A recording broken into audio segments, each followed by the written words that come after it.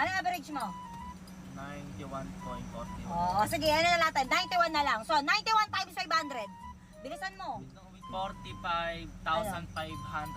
Ay, 45,500. Dahil dyan, meron kang 45,500. Oo na, deserve mo yan. Kasi pinag-iigihan mo kahit napapagalitan kita lagi.